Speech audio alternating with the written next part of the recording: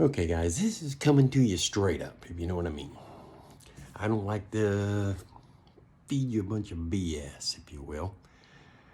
So now, if you're still in that 9 to 5 gig, I don't know if you know it or not, but you need to understand that you're working under what they call the 40 by 40 by 15 rule. Now, what does that mean?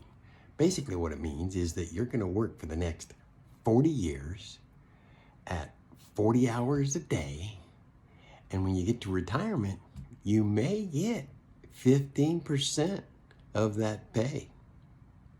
Yeah, welcome to Suck City. But there are different ways. There's alternatives.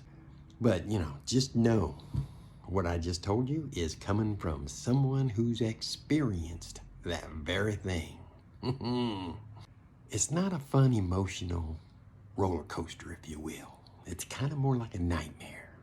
Anyway, if you're interested in getting out of it, hit the like, hit the follow, hit a comment maybe. Say, help me. Later.